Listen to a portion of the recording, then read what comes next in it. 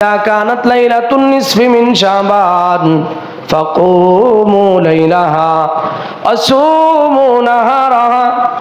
তোমরা রাতের বেলা ইবাদত বন্দেগী করো, সারা রাত্র পারলে সারা রাত্র করো, তোমার শক্তি সামর্থ্য অনুযায়ী যতটুকু সম্ভব তুমি ততটুকু করো। আর পরের দিন তোমরা একটা রোজা রাখো। সুবহানাল্লাহ। পরের দিন তোমরা একটা রোজা রাখো। এই রোজার ব্যাপারে এই পর্যন্ত কতজনের কাছে যে প্রশ্নের উত্তর দিতে হয়েছে, কতজনের কাছে, হুজুর রোজা কয়টা, হুজুর রোজা কয়টা রাখবো, এই উত্তর প্রশ্ন অনেকেই আমরা করে থাকি। কথা বলেন ঠিক কিনা? আমার মা বোনেরা, আমার মুসল্লি চাচারা, ভাইয়েরা সবাই ভালো মতো বুঝেন একটা কথা, ইসলাম বুঝতে হয়। আপনি গার্মেন্টসের চাকরিও যদি করেন তো অপারেটর হওয়ার আগ পর্যন্ত আপনাকে হেল্পারি করতে হয়। কথা কোন ঠিক কিনা? আর যদি আপনি এক চান্সে অপারেটর হইতে চান তাহলে ট্রেনিং সেন্টারে যায় 3 মাস টাকা দিয়া কাজ শিখতে হয়। গার্মেন্টসের একটু সুতা গাঁথা, এটাই যদি আপনাকে শিখতে হয়, ইসলামের ইম্পর্টেন্ট জটিল জটিল মাসআলাগুলা, ইসলামের বিষয়গুলো একটু শিখতে হয় না? কথা বলেন, শিখতে হয় না? এর জন্যই তো আল্লাহ রাসূল বলছেন, তলাবুল ইলমি ফারিদাতুন আলা কুল্লি মুসলিম। প্রত্যেকটা মুসলমান নরনারীর জন্য ওই পরিমাণ এলেম অর্জন করা ফরজ, যেই পরিমাণ এলেম অর্জন করলে দৈনন্দিন জীবনের ফরজ ওয়াজিব সুন্নত গুলা যাই না বুঝে আমল করা যায়। এটা কি ফরজে কিফায়া যে শুধু হুজুর জানলো আর বাকিদের জন্য জানা হয়ে গেল? না না, এই পরিমাণ এলেম আপনার জন্য জানা যেরকম জরুরি, আমার জন্য তেমনই জরুরি, পুরুষের জন্য যেমন জরুরি, নারীর জন্য তেমনই জরুরি, সবার জন্য। আপনাকে বলা হয় নাই আপনি হাফেজ মাওলানা মুফতি হন, হাফেজ মাওলানা মুফতি মুহাদ্দিস, এগুলা সবাই হওয়া জরুরি না। এগুলো একটা এলাকা থেকে একজন হইলে ফরজে কিফায়া আদায় হয়ে গেল। তবে ওই অন্ততপক্ষে 10টা সূরা সহিহ শুদ্ধভাবে, আত্তাহিয়াতু, দুরূদ শরীফ, দোয়া মাসুরা, দোয়া কুনুত সহিহ শুদ্ধভাবে, নামাজ পড়তে কোন কোন জিনিসগুলা লাগে, নামাজের ওয়াজিব, নামাজের সুন্নত, নামাজ ভঙ্গের কারণ, ওযু ভঙ্গের কারণ, ওযুর ফরজ এবং গোসলের ফরজ, তায়াম্মুমের ফরজ, যাকাতের মাসআলা, হজের মাসআলা, এই দৈনন্দিন জীবন চলার জন্য যতটুকু দরকার, ও মুসলমান ভাইয়েরা আমার, ও মুসলমান চাচারা আমার, এতটুকু এলেম প্রত্যেকের জন্য শিক্ষা জরুরি। শুধু জরুরি নয়, ফরজে কিফায়া নয়, প্রত্যেকের জন্য ফরজে আইন। কথা বলেন ঠিক কিনা? যার কারণে শুধু প্রশ্ন, হুজুর রোজা কয়টা রাখবেন? আমি গত জুমায় আলোচনা করেছি, এই শাবান মাসের চাঁদ দেখার পর থেকে আল্লাহ রাসূল অধিক পরিমাণ রোজা রাখতেন। আপনি রোজা এই মাস সারা মাস ধরে রোজা রাখেন, কোনো সমস্যা আছে? এটা আল্লাহ রাসূলের একটা সুন্নত। আল্লাহ রাসূল অধিক পরিমাণ রোজা রাখতেন। আপনি অধিক পরিমাণে রোজা এই মাসে রাখতে পারেন, কথা বুঝছেন? তবে এই সারা মাস বা এই মাসের 10টা 5টা রোজা রাখা, এটা আল্লাহ রসুলের ওই হাদিস অনুযায়ী যে আল্লাহ রসুল এই মাসে বেশি বেশি কি রাখতেন? রোজা রাখতেন।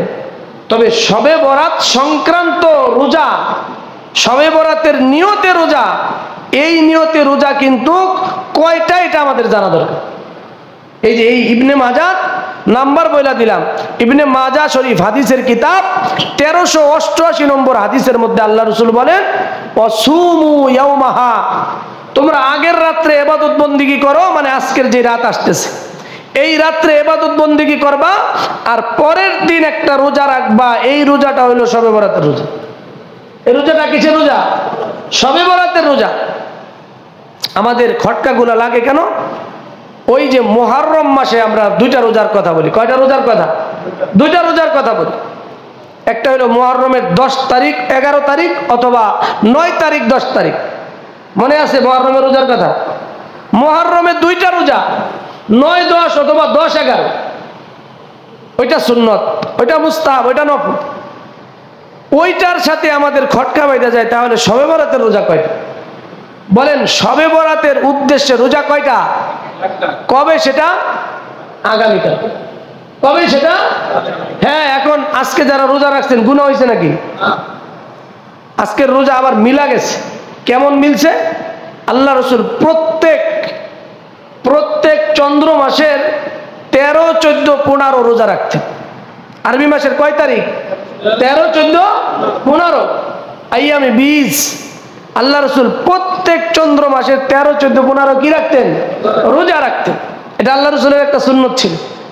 তো আপনারা যারা আজকে রোজা রাখছেন, আজকে আরবি মাসের 14 তারিখ, ব্যাস ওই সুন্নতের নিয়তে আপনি রোজা রাখছেন, তো সুন্নত আদায় হয়ে যাবে। আজকে রাখতে পারেন, গতকালকে যারা রাখছেন গুনাহ হয় নাই। তবে আজকের রোজা, গতকালকের রোজা, এগুলা কি শবে বরাতের রোজা? এগুলা কিসের রোজা? নফল রোজা। আল্লাহ রসুল শাবান মাস বেশি বেশি রোজা রাখতেন, সেই রোজা। অথবা আল্লাহ রসুল প্রত্যেক আরবি মাসে 13, 14, 15 রোজা রাখতেন, সেই রোজা। আপনি সওয়াব হবে। আর শবে বরাতের জন্য যেই রোজাটা, সেটা আজকেরও নয়, গতকালকেরও নয়। কবের রোজা? আগামীকালকের রোজা। ইযা কানাত লাইলাতুন নিসফি মিন শাবান ফাকুমু লাইলাহা ওয়া সুমু ইয়াওমাহা। আল্লাহ রাসূল বলেন, ও আমার উম্মত, তোমাদের সামনে যখন লাইলাতুন নিসফি মিন শাবান আইসা যায়, এই যে শাবান মাসের 14তম দিবাগত রজনী, এই রজনী যখন তোমরা পায়া যাও, তোমরা রাতের বেলায় ইবাদত বন্দেগী করো, আর পরের দিন সম্ভব হইলে তোমরা রোজা রাখো। সুবহানাল্লাহ। ফাইন্নাল্লাহ সুবহানাহু ওয়া তাআলা ইয়ানজিলু ইলাস সামাঈদ দুনিয়া। আল্লাহর রাসূল বলেন, কেননা এই রাত্রে আল্লাহ তাআলা সূর্য ডোবার পর থেকেই রাতের সূচনা লগ্নেই প্রথম আসমানে আইসা যায়। আইসা আমার আল্লাহ তাআলা বলেন, ফায়াকুলু আলা মিন মুস্তাগফিরিন, ও আমার উম্মতের দল, তোমরা কে আছো গুনাহগার? কার গুনার পাল্লা ভারী হয়ে গেছে, ভারী হয়ে গেছে? কে জানি অনেক গুনাহ কইরা নৈরাশ হয়ে গেছো। আমার আল্লাহ তাআলা প্রথম আসমানে আইসা ডাক দিয়া বলে, বান্দারে, তোর গুনাহ আমি আল্লাহর রহমতের চাইতে বেশি হয়ে যায় নাই। ও বান্দা, আয় রে আয়, আমি আল্লাহর কাছে আজকের এই রজনীতে দোয়া কর, 2 ফোঁটা চোখের পানি ছেড়া দি। আমি আজকেও এই বয়ানের আগে হাদিস দেখতেছিলাম, আল্লাহ রাসূল বলেন, তোমরা অধিক পরিমাণে কান্নাকাটি করো, এবুকো তোমরা কান্দো, ফাইল্লাম তাবুকো, যদি তোমাদের আল্লাহর ভয়ে, জাহান্নামের ভয়ে কান্না নাও আসে, ফাতাবাকু, ও আমার উম্মত, তোমরা একটু আল্লাহর কাছে হাত উঠাইয়া কান্নার ভান ধরো, মুখটার একটু কান্না করলে যেমন হয় অমন করতে থাকো, আল্লাহরে বলতে থাকো, মাওলা, আমি একজন নাফরমান, আমার গুনাহ করছি, জিনার গুনাহ করছি, শিরকের গুনাহ করেছি, বেদাতের গুনাহ করেছি, আল্লাহ আমি নফসের উপরে জুলুম করছি, আল্লাহ তুমি আমারে মাফ করে দাও। দেখো বান্দা, চোখ দিয়া 2 ফোঁটা চোখের পানি আসে নাকি? যদি নাও আসে, কান্নার একটু ভান ধরো। হয়তো ভাই মোনাজাতে তোমার কান্না আসবে না, অন্য 10 জন কানবে, অন্য 20 জনের চোখের পানি আসবে। যাদের চোখের পানি আসবে আল্লাহ তো তাদেরকে মাফ করবে। এক জামাতে শত শত মানুষ যদি হাত উঠায়, সবার চোখের পানি হয়তো বা আসবে না, তবে কোন বান্দার চোখের পানি আসবে। যাদের চোখের পানিগুলো আসবে, তাদের চোখের পানির উসিলায় বাকিদেরকে আল্লাহ মাফ করে দিবে। চোখের পানির কত দাম, তওবার কত দাম। আজকের রাত্রকে বলাই হয়েছে লাইলাতুল বারাত, লাইলাতুল বারাত, মুক্তির রজনী। সুবহানাল্লাহ। কিসের রজনী? মুক্তির রজনী। মুক্তির রজনী মানে হলো আজকের রাত্রে আল্লাহ তাআলা বান্দারে মাফ করে দেয়। সুবহানাল্লাহ।